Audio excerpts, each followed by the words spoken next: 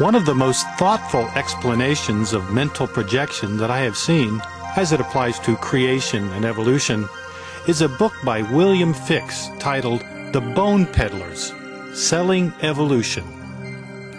Most of the book deals with how the politics and personalities of paleontologists, scientists who study fossils, influence the formation and dispersal of theories about human origins. One of the latter chapters in The Bone Peddlers lays out Fix's concept of psychogenesis as an explanation for how mental processes could have materialized physical forms in the ancient past. Fix defines psychogenesis as the initiation of a novel form of creature through the activity of a psychic, that is, a mental or spiritual agency. Fix begins his argument for the holistic nature of humans by citing the abundant literature on spiritual and mental healing. He postulates that such healing is simply a manifestation of mind over matter, which in parapsychology is called psychokinesis. Presumably due to the involution over many millennia, most souls have lost the ability to perform psychokinesis in any obvious way.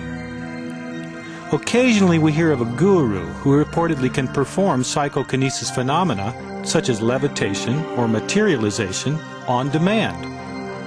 More frequently, positive reports of psychokinesis come from parapsychologists who announce significant findings based on subtle effects, such as the ability of certain individuals to psychically influence the output of random event generators.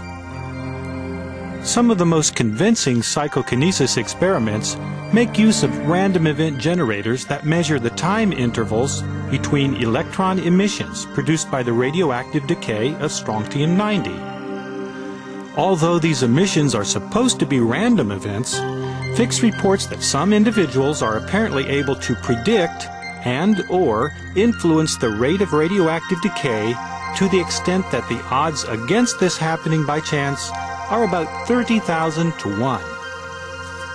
If consciousness can detect and/or influence events at the atomic level in a highly controlled experiment, what about the physiological processes within the human body, even at the level of genetic material?